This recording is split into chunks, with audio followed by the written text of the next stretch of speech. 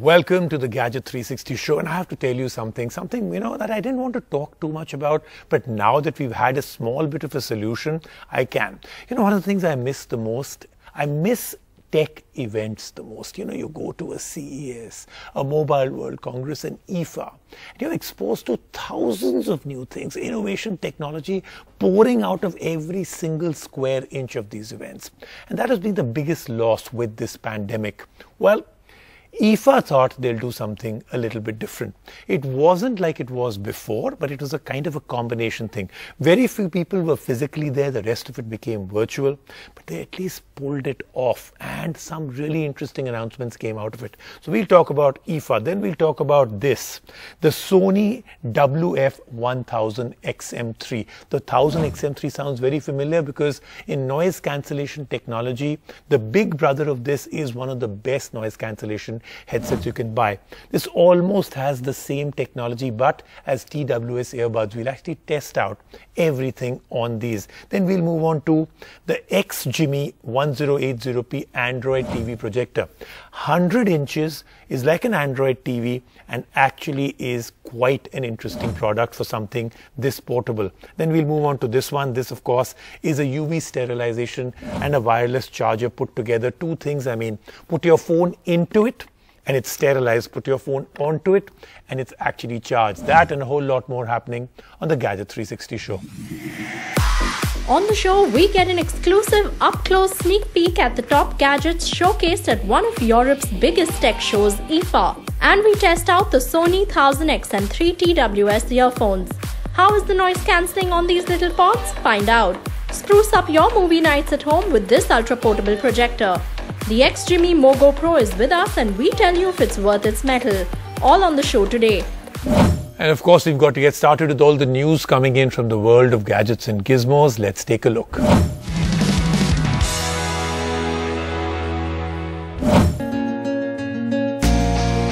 Xiaomi made huge strides into the wearable space with their Mi Band series, and now the company has launched the first ever Redmi Smart Band. This is a first from the company's Redmi series, which is usually seen as a budget-friendly product line. The Redmi Smart Band brings a 14-day battery stand time, a LCD touch display, heart rate monitor, sleep monitor, and an exercise tracker. The Redmi Smart Band is priced at 1500 rupees, and we will review the band on the show very soon.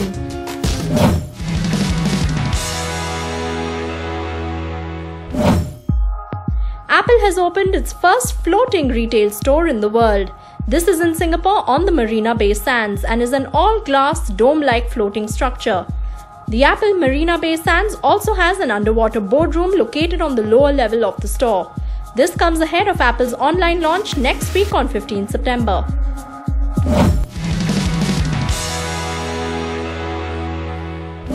And I start off, of course, with IFA. Like I said, I'm very glad that an event like this happened. This was a hybrid event.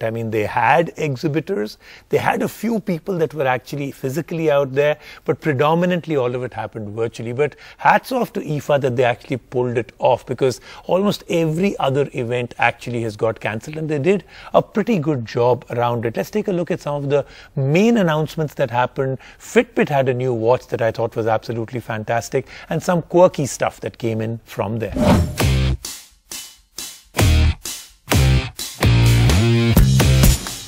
September in the tech world is synonymous with tons of launches, but also with IFA, one of Europe's biggest trade tech shows that takes place in Berlin. Lakhs of people attend IFA every year to get a look at the top tech that's around the corner before the holiday season. This year things were a little different with the pandemic and the show went on. But it was a muted affair on ground. There were many virtual press conferences and some brands that actually made it to the show floor. So let's enter and show you an exclusive sneak peek at what we found interesting at IFA this year.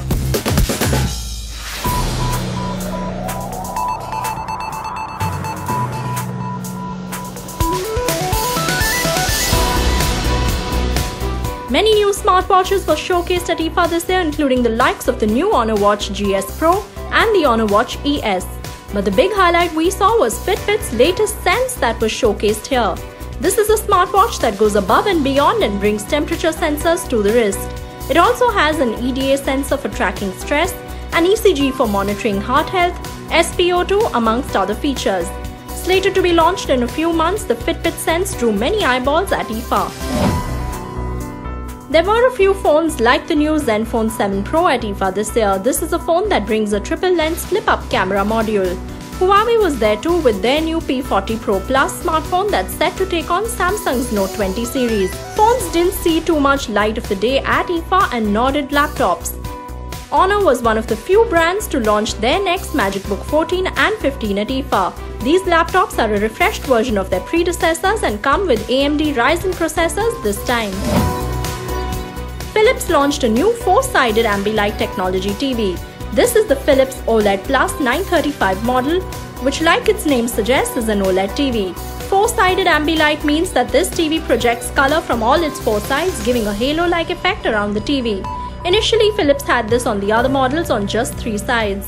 It comes in a 55 and 65-inch variant and has Bowers & Wilkins 70-watt speakers. Small startups from Germany also made their way to IFA this year. This is Heatle, a smart liquid heater. So instead of using your microwave to heat up your cup of coffee, just insert this rod into the cup and place it on the stand. Heatle will heat it up to the exact temperature you want evenly and much faster than a microwave or an electric kettle. The base station has an induction coil and uses magnets to generate 2000 watts in the rod to boil a full cup of liquid. The base station also doubles up as a Qi charger. What if we told you you can now feel the sound you hear in your body? Well, if you love that extra bass, this wearable subwoofer by Deep One is for you. It's a U-shaped device that's meant to be worn around the neck. It connects to a phone via Bluetooth and sends low-frequency sounds into the wearer's shoulders and upper chest, literally making one feel the music. Everything at IFA is out of the ordinary, so we can safely tell you that this is no ordinary cushion. In a world where people are going big on health tech, why should your cushions be left behind? Well, Visiro is a smart cushion that can take vital sign readings on heart rate, respiration, temperature, time sitting down, and even stress levels. Move over smartwatches. IFA's new blend of the physical with virtual made it a true hybrid event this year. With around 6,100 attendees, this was the first event to be held during the COVID-19 time in the tech world. We hope for more launches in the next round and also have our eyes on the king of tech events, CES, early next year. And now we're going to move on to this, the Sony WF-1000XM3. Remember, every time Sony comes up with a product, it's impossible to do something looking directly to camera. You have to look at the box. I mean, how are you going to remember WF-1000XM3? Well, actually you can, because, you know, it's quite a iconic now name for these TWS earbuds that they've taken out. Well, the first thing I have to tell you is that I'm a big fan of their big brother, the XM3s, that actually are really creating a legacy for themselves. The next version is, you know, also something that I'm really waiting for now, and we'll do a review as soon as it comes. Now, the big brother noise cancellation technology is fantastic. So when we heard that they were doing TWS earbuds with almost similar technology built into something this small, I was very, very excited. So we'll do everything. We'll tell you about the controls, we'll tell you what tapping does, we'll tell you the ergonomics, how much they've actually gone into the fact that the fitting should be absolutely fantastic. But in terms of noise cancellation, it is up against one very, very big thing, and that is physics in itself.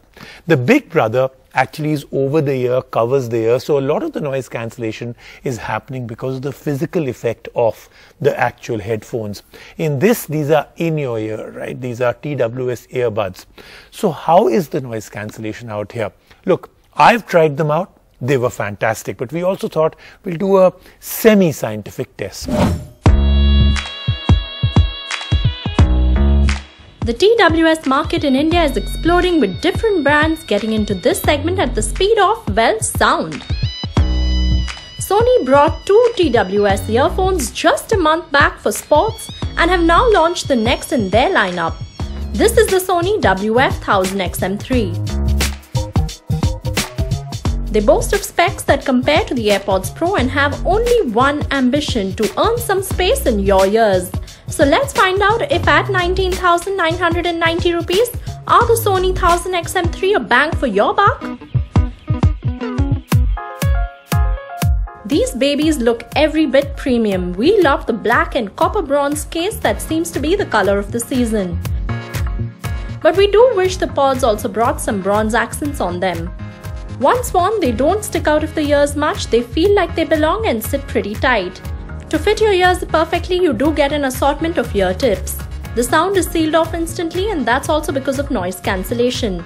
There is a HD noise cancelling processor powering these, the QN1E. The chip also acts as a DAC and amplifier here and does not consume too much power. The noise isolation works beautifully, and to further test this out, we had our colleague take a seat wearing these and we played a light instrumental track on these.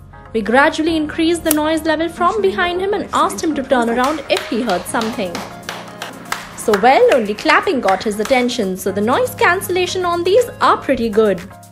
There's also a location recognizer technology in these that uses Sense Engine 4.0. This, along with smart listening, takes the audio presets up a notch. So you can be traveling and the noise cancellation will be at maximum. While walking on the road, the ambience noise can be turned up. And the GPS through the Sony Headphones Connect app detects location on its own, so the adaptive sound control also kicks in on its own.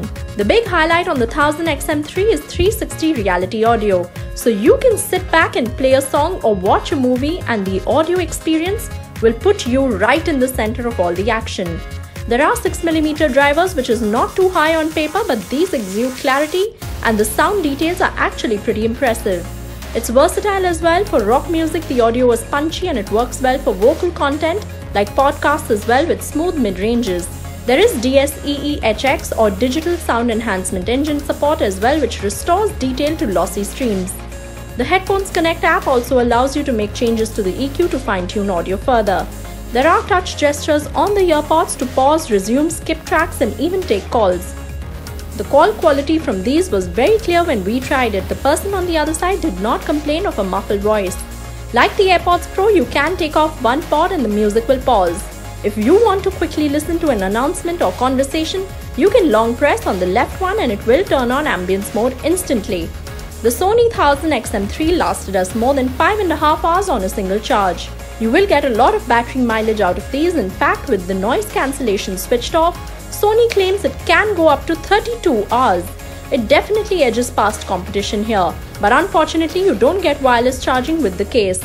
A quick charge of 10 minutes can juice up the buds for 90 minutes. All in all, the Sony 1000XM3 compares closely to Apple's AirPods Pro. They are cheaper than Sennheiser and outdo most other TWS earphones in the segment. You can't hold a conversation with these on though, and the case design is a bit bulky. Also, they aren't splash-proof or sweat-proof, but despite this, the audio quality is excellent and they do qualify to be the pros of the Android world with good quality noise cancellation. So, TWS earbuds may be a hot category and Sony's may well be one of the best that we've actually tried out. But another category that's becoming, well, not hot but semi-warm or even warm now is portable projectors. The XGIMI Mogo Pro is an Android TV projector, so it's got Android built in and you can do a lot with that, including of course the Google Play Store and everything else. But it's not a TV, it's actually an Android TV projector. And ultra portable projectors have become a big deal. We showed you a BenQ. Now let's take a look at this one. XGIMI may not be the first company that comes to mind when we say projectors, but hey, don't underestimate this brand. XGIMI could very well be up there with the BenQs of the world with its performance and the number of design awards it has won. The Mogo Pro projector first debuted on Indiegogo and raised more than $385,000. It's a portable projector and compares closely to the BenQ GV1 projector that we recently reviewed. But it comes in at a massively higher 72,000 rupees price tag as compared to 30,000 rupees for the BenQ GV1. And in this rare breed of projectors, does the pricey XGIMI Mogo Pro manage to keep us glued in? Well, XGIMI has kept the design pretty simple. It's cylindrical in shape and does not have a movable head to change the angle of projection. But it is a functional design with ports at the back and speakers around the three sides. There are ventilation slots as well, but this means that laying this projector down flat may not be a good idea as it could heat up. The base has a tripod screw in case you want to prop this up. This is a portable projector, alright, but it is slightly heavy and not the kinds you can easily plop into a handbag. MOGO stands for Movies on the Go, so how does it do there? Well, the resolution on this is 1080p and the brightness is 300 ANSI lumens. The result is a sharper, brighter image that we got. The colors are also good and much better from XGIMI's predecessor to this. There's also keystone correction in this along with autofocus. The projector has a projection ratio of 1:2:1, which means it will display a 76-inch screen at 200 centimeters. Projection depends on a lot of external factors like the quality of surface you're projecting on, the distance to it, ambience light, but once all of that is optimal is when you really see the XGIMI projector come into its own. The projector lasts around 4 hours, which is 2 average Hollywood movies. The port for charging is a DC one. We wish there was a USB Type-C option as well. There's also a USB Type-A port to connect pen drives. There is a Harman Kardon sound system with 2 3-watt speakers, which is pretty minute, but the sound is actually good enough for a small room. This is an Android TV projector, so it feels familiar to use and navigate, especially with the remote. There are apps like Amazon Prime Video, Hotstar, YouTube and others. And it does have Chromecast support as well. You will have to download Netflix separately though. There is 12 GB of inbuilt storage here. And really getting into the specs, the XGIMI MOGO Pro is powered by an Amlogic chip with a Mali G31 GPU. There is 2 GB of RAM as well. With image reproduction clarity, the XGIMI MOGO Pro projector is probably as good as it gets. But this is not a 4K projector, and yet it is an expensive one at 72,000 rupees. It misses out on a USB Type-C port and more importantly a seamless Netflix support. But if you can afford it and you are looking at sprucing up your movie nights at home and will use this occasionally, it's a great projector to get your hands on. Let's take a quick break right now. On the show, when we come back, lots more, including a 2-in-1. You can do something with your phone inside it. You can do something with it with your phone on top of it.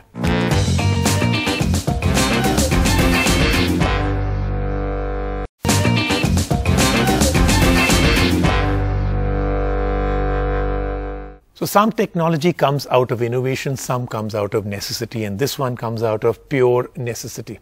This is a UV sterilizer and wireless charger, so 2 things built into one product. So you can put your phone inside it and have it sterilized, or put your phone on top, which means you can pretty much have it around you, maybe on your nightstand or something like that. So you put your phone on top and it's a wireless charger. So that makes it a very interesting product, and therefore we're going to review it.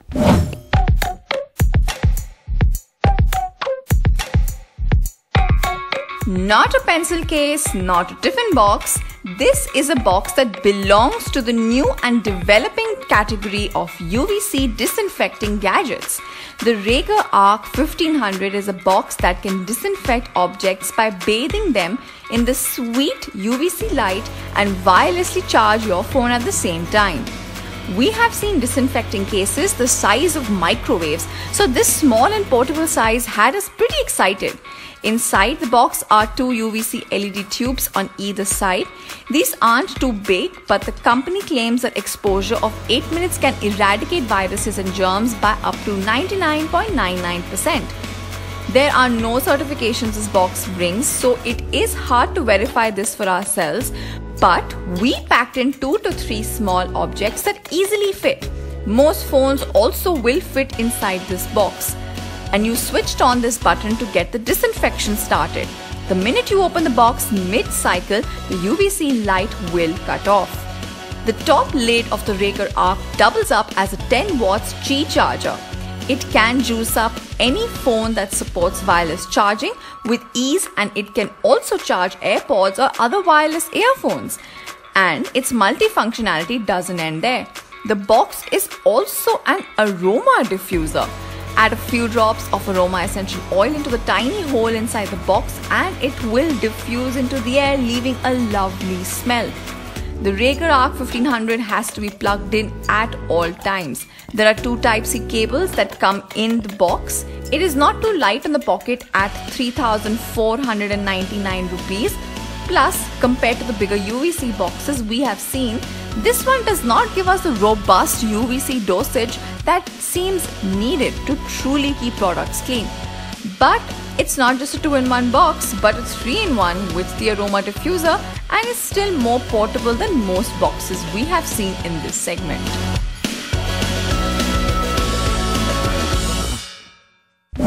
That then is the Gadget 360 show for this week, but lots coming up next week, including, of course, all the things that Apple has announced. Wait for it.